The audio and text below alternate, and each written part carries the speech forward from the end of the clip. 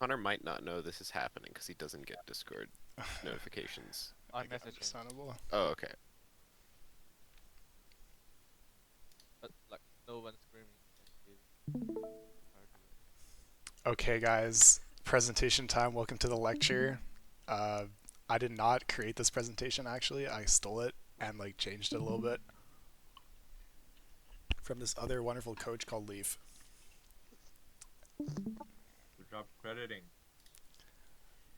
Oh yeah, and also pay attention because there is a test. Nope. Okay, so what is fight planning, and how do we do it? Why does it matter? There's two parts, and they happen in order when we're fight planning after the fight. The two teams is the enemy team and our team. So first we look at their team. What else do they have while checking? And then predict based on those ults and the situation is what their plan is likely to be. What do they want to do? What are their win conditions? What we have to consider is how do we win this fight?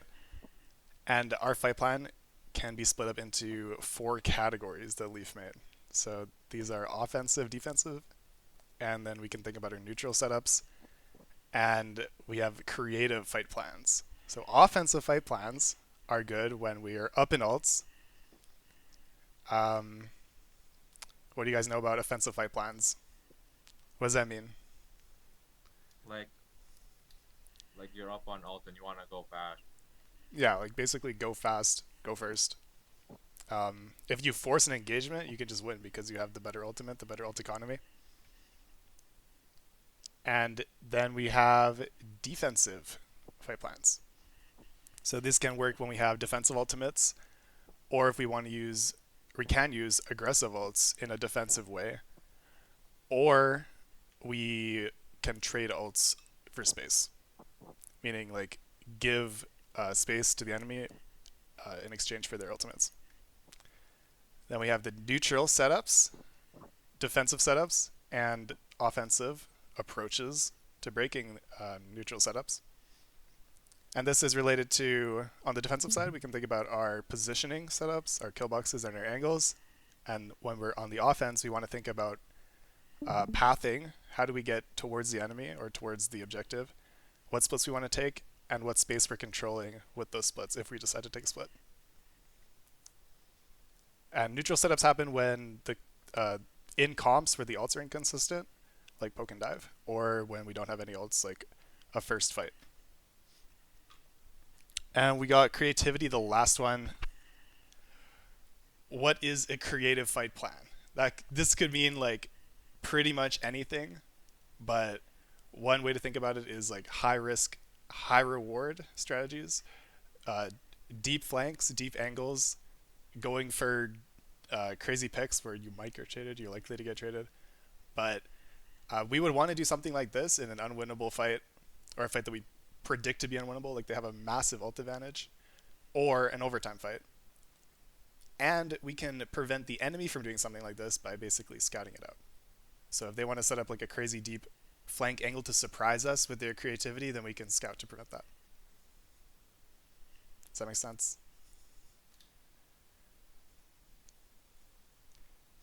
Okay, Yeah, so I'm learning. here's some examples of aggressive fight planning, and this was in the match OWCS with Toronto versus Nightmare on Flashpoint. So Nightmare was on the last fight of Runasapi. Wait, this is not Runasapi. Okay, well this is just a hot typo. Leave. Okay, they have a 3-1 ultimate advantage. So Nightmare has what? Blade, Result, Rally. And Toronto just has Genji close to Result, but not there.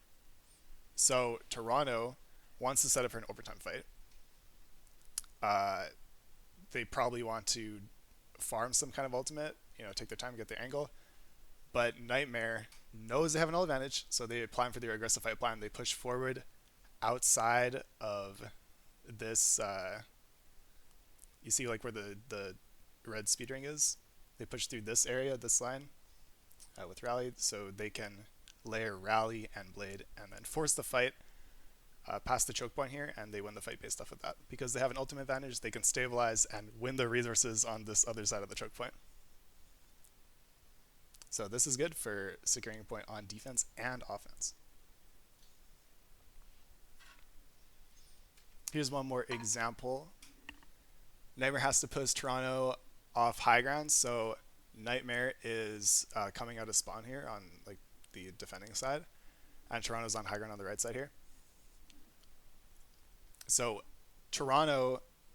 Nightmare can't really push down the street main here because why? Why is it not going to work?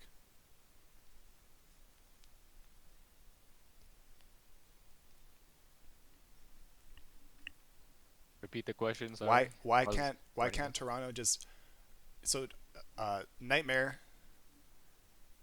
cannot push down main here from their spawn and just force the fight into this area where the cart is? Why can't they do that? Defiant has high ground already on both sides. Yeah, they have this high ground off angle and good off angle DPS to control it, Alari and Ashe. So they'll just die, and they can't reach them if they go down that lane. They'll walk into a kill box, but they have a good off angle and just probably lose. So they have to, or their strategy is Nightmare wants to push high ground, push Toronto off of this high ground. And then once Toronto is like pushed out, then they can take the fight in the lane where everybody's in a line, no off angle to deal with, or none that's too threatening, and they can win the fight pretty easily like that. Because they're brawlier and Toronto's divier. So they can win the brawl if it's a brawl situation. However, so Toronto has the ult advantage here. They have Nano, Alari ult, Pulse Bomb, and Nightmare only has Orisa ult close to rally. So this is an aggressive fight plan for Toronto. What they're doing is they're baiting Nightmare onto the high ground with the Alari, and as the Nightmare backline walks up to follow their core, they get dove by Toronto. And Toronto ults first here. They use, what did they use? They use Alari ult and Nano Winston to catch the backline rotation. So one point I want to make here is like, yeah, it was an aggressive fight plan for Toronto, but they still managed to like not like feed and push into a part of the map where this aggressive fight plan would be less effective. They still waited and kind of forced Nightmare's backline to rotate into this open space, and then they go with their aggressive fight plan. They're still ulting first, they're still playing aggressively, but it's a really good spot for them to dive because they have a good setup here. Like on the left side, there's Sugar Free coming in, someone from the left side close to cart, and like Merit and Vega are still kind of on the high ground here. But the big ults are coming from Alari and Nano Winston, and these two hit on the backline.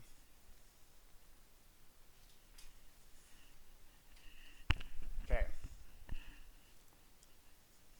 So now we'll talk about defensive fight planning. Here, Toronto has the ult advantage. They have Orbital. Orbitals are really fucking strong ults, and Nightmare doesn't. So what is Nightmare going to do? What is Nightmare going to do to solve this ult disadvantage problem? They're going to plan to counter this Orbital by like sitting Orisa in a forward position where she's like taking space early and doesn't have to push into that position through their ultimate. So she starts in this position on the corner, and their play is to push them back with Orisa and then High Noon to stop and zone the Juno ult that's pushing forward. So when Vega pops Juno ult, they can't push through through Infected's horse. He's controlling a lot of space, and Seeker's zoning High Noon. So the Orbital doesn't get value because it was countered with this, and then Nightmare wins the fight by just getting value with their own rally after Orbital is done. And then, yeah, Leaf Road here. Some teams have bad habits by breaking positional disadvantages with ults. So if you have a positional disadvantage, sometimes, like if you just use an ult, you can get kited out super easily. What that means is like if you can break a positional disadvantage with like a less valuable ult, or just like repositioning your team better, then you should you should do that if you're able to, instead of burning an ultimate and then it gets countered or it doesn't get value because you can't get on top of the enemy team.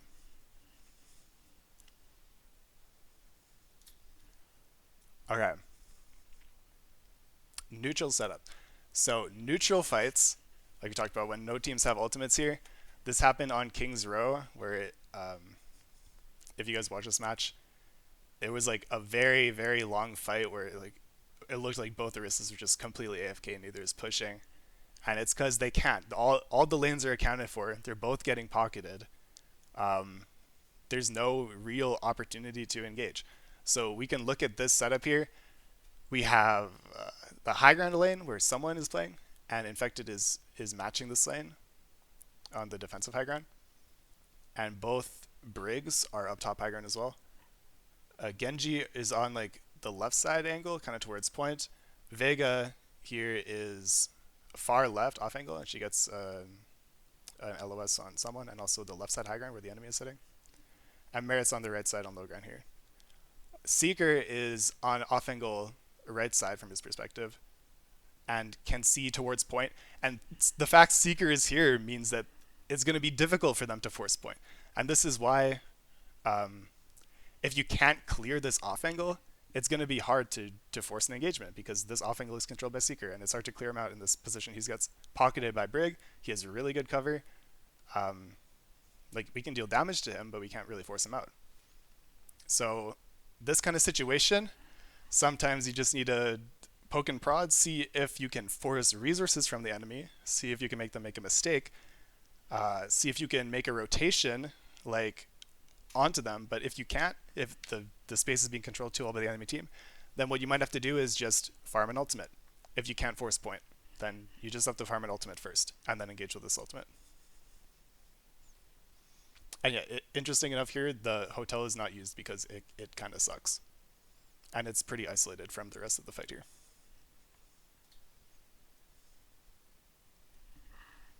Okay.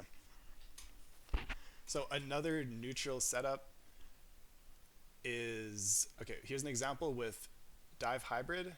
Who's on Dive Hybrid? Toronto. And Nightmare is on Broadcom with Orisa. So Nightmare is on like our side of the screen here.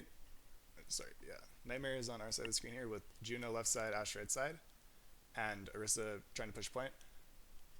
And Brig is marking the left side lane. So all the lanes are marked here. Ash is marking the right lane, Brig is marking the left lane, Orisa is trying to push cart. That's all there is on this map.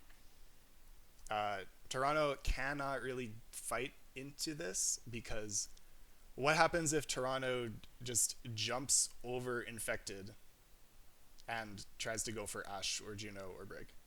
These heroes are not really diveable. They have movement to get outside of this dive, and Orisa can turn around, or Orisa can zone backline, and someone can get punished. So someone doesn't have an opportunity to dive here. His Tracer can't stage for follow-up because Brig is marking this left side. It's kind of a stalemate. So someone literally just has to sit here trying to stop the horse from pushing cart. And what Toronto does this fight is they just AFK, because all the lanes are controlled. They cannot dive without getting punished. So they just AFK here and farm RuPaul's Nano, and then they fight with Nano. Does that make sense? Yep. Yes. And yeah, and Toronto's core here has like a really strong high ground position too. So it's not like it's not like it can go the other way around where Nightmare just pushes up into high ground. They have way too much positional advantage here on the high ground. Okay, here's an example on King's Row. Toronto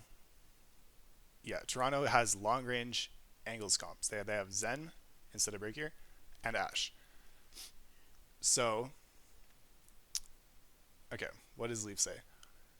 If a defender is in a position, they are usually reachable by some attacker's pathing.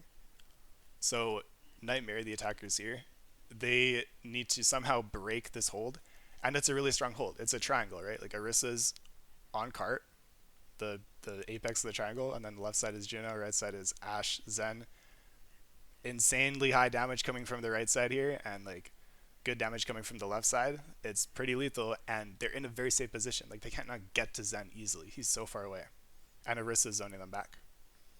So when they plan their ult fight here, what they do is they orbital. Nightmare uses CJ's orbital on point, so they overwhelm the Orisa's position here. She cannot just stay here when orbital's in her face. And at the same time, they got Genji and Brig, right? That's Brig on the right side.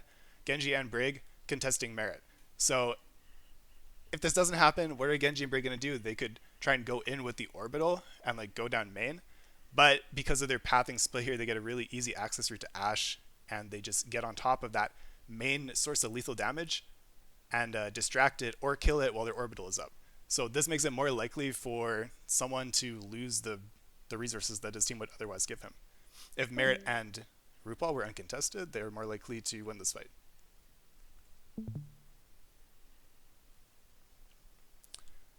And yeah, also they had a better ult economy here, but the off angle pressure was like really a good idea because of the setup.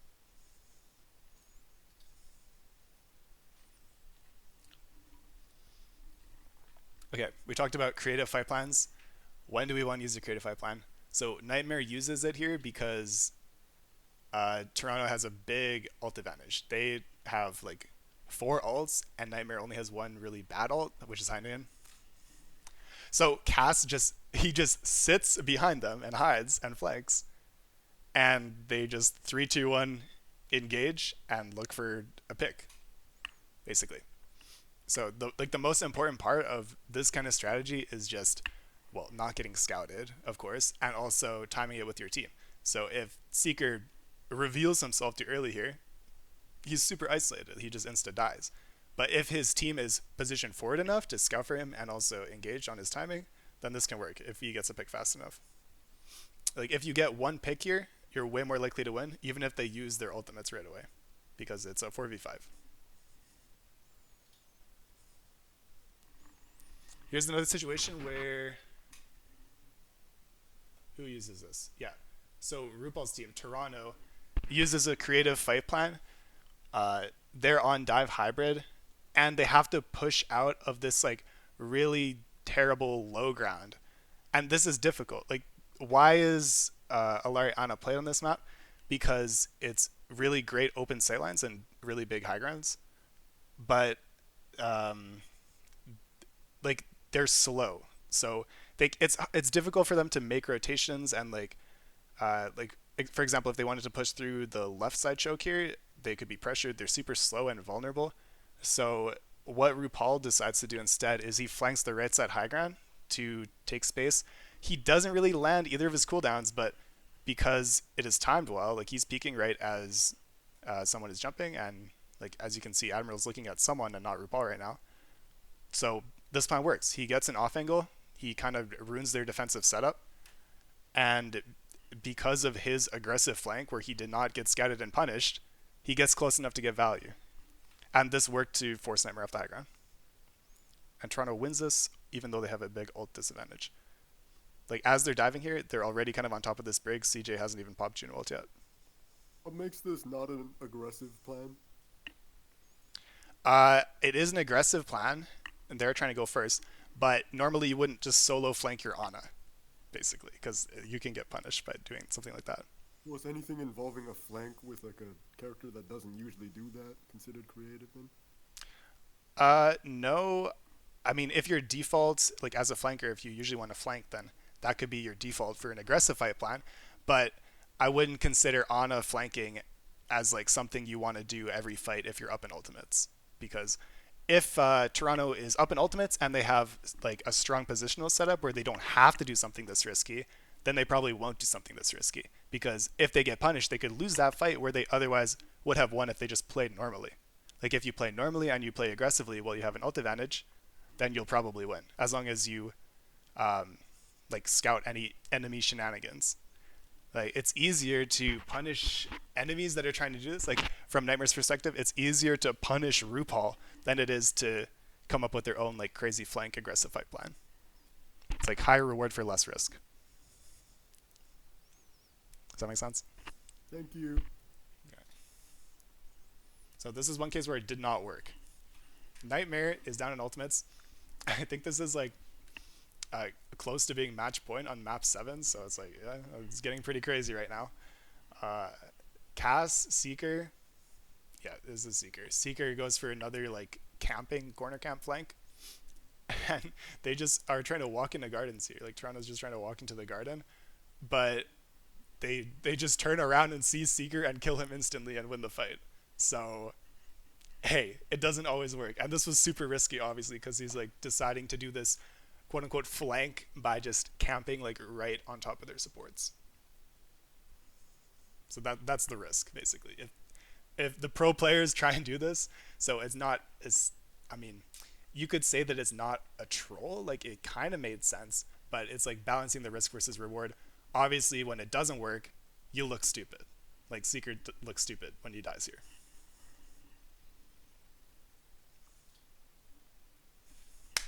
Okay, hope you all are paying attention because it's time for the test.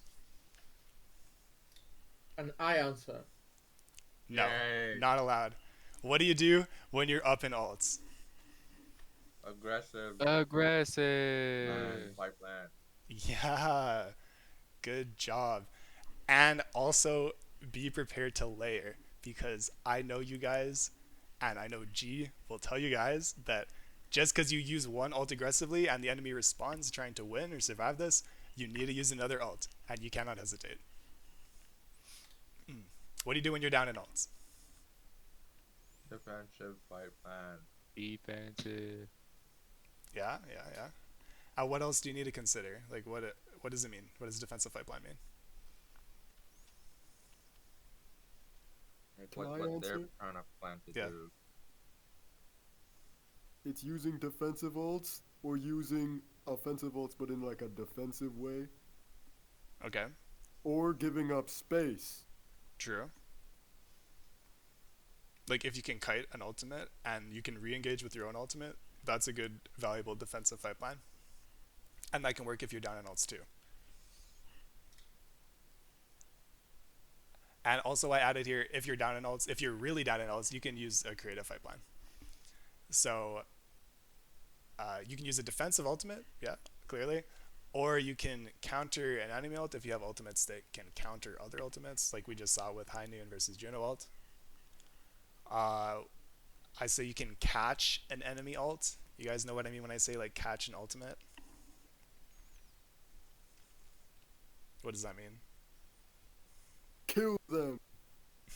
Yeah, like you can kill So them. true, Ajax. Like Genji blades in, sleep him and kill him. That ult is useless. Yeah, for sure. I- Or you can I like quit. rally a blade and like bash it or something. Or you can kind of like take angles away from the area that they can only engage in. For instance, if they like dive main, you probably don't want to be standing as like Ana just on main, and you can survive dives with more relaxed positioning if you can anticipate what the enemy is going to do. And then yeah, I said trade space or kite to re-engage. Also like brawl comps can do this a ton. It's super common. If they use an ultimate like Juno and we can kite it, we really do want to kite that because we can't survive that fight if we try and fight without our own equal or better ultimate. What is their win condition? Try and deny this win condition. So it's, let's say they have Kitsune Rush. How can we deny that win condition? Kill it. Kill it? What do you mean? How can we like, let's say they have a big brawl ultimate. Like let's say they have Kitsune Rush Rally or something like that. Where do we want to be? How are we going to deny that value? I'll be up aggressive, going them quick. Yeah, so that's a good plan. You can catch them off guard and go on them before they get value. For example, I've seen teams like beat engage into an enemy that has rally or Juno ults or even both and win because they go in so fast and get a kill or like do enough damage before the enemy gets value out of their win condition that it just works out. Or if you can get a kill or a pick before the enemy goes with their win condition ult, that can work too. Or if you can kite it or take angles around it, like if they have Kitsune Rush, you don't want to be standing main, you can take high ground angles or flank angles, then they're not going to get value out of it either. If we just leave the area that that rush exists in, then their win condition is denied. Okay, what things do we need to consider on neutral defense? So no team is either ults or defenders. What do we need to be thinking about?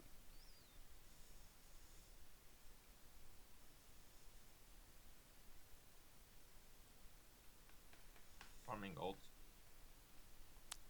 Farming ults, yeah. Angles. Angles is very important, yes. And what is that related Then- to? Kill box. Kill Where you wanna box, go yeah. at.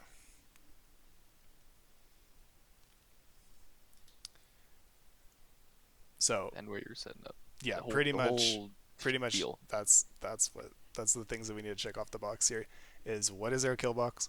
What are our angles, meaning what lanes do we control, right? If the enemy has flankers, we want to be able to control these flank lanes.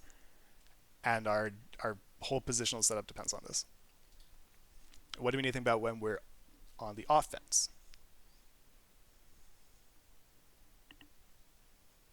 Pathing. Pathing, yeah.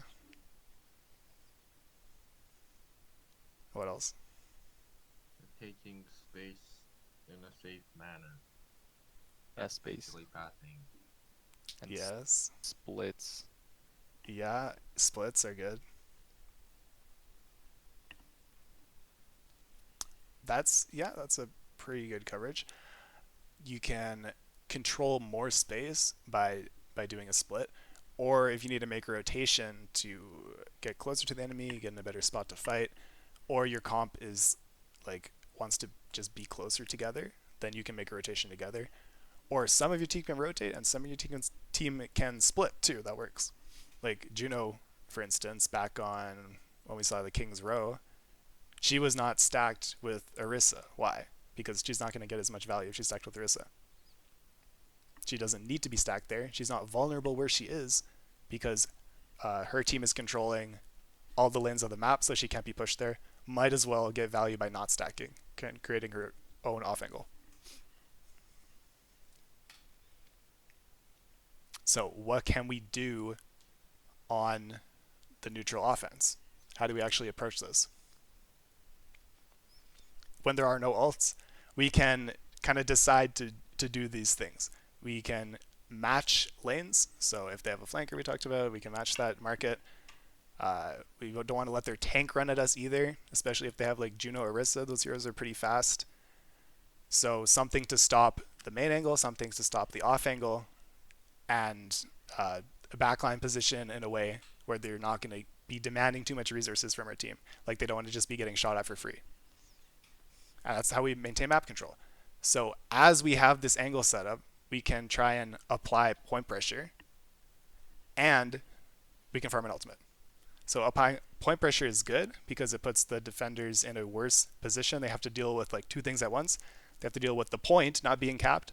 They have to actually put somebody on there to contest it, or shoot us enough to get off of it, which is actually pretty hard if we have a lot of HP. And they also have to consider marking the flanks and marking like the main angle too. So it's like adding one more variable that they have to contend with. And if it doesn't work, if neither team can push, whoever gets an ultimate first wins. And like if you guys remember Overwatch League, a lot of this time this just meant both tanks kind of just chilling on the payload or on point, and whoever gets nano first can win. It's one of the fastest farming ultimates. When do we use a creative fight plan? Over time. Or like when you have like an insane ult disadvantage. Unwinnable fights. Yeah, unwinnable fights. And can you answer why does it make sense to use a creative fight plan, set up an unpredictable flank or an off angle, or use an ult early or from an angle they don't expect? in an overtime fight, why would we want to do that instead of just playing normally? In overtime specifically, like there's pretty much across the board, like the priority of managing objective positioning becomes much more important. Like if you're on attack, you're anchored specifically to the payload to like hang out on point if you have to retake. So there's like a pressure there that puts you at a disadvantage. So you kind of have to be more creative. And if you're defending, adding more creativity because there's not really as much time to catch as responsibly, just due to the overtime just having a shorter window, gives you an ability to catch people by surprise and get better results. Yeah, there's not enough time. And what was the counter to create a fight plan where it didn't work out? Scouting. Scouting. So they don't have time. They have to go to point. They don't have time to fight an off angle and clear it out and then wait for your team to come back and then go fight main. If they have to touch point, then they have to ignore some things. If you're set up on a flank, they're like, okay, what can we actually do about that? Nothing. We need to just YOLO, go for it. Okay, that's not Rosa. And I might have scrim at 8. I don't think you found a scrim. Kayla's looking. Good job. Quiz complete. Yippee! Yay. Yippee! Wait, Eric, did you find a scrim?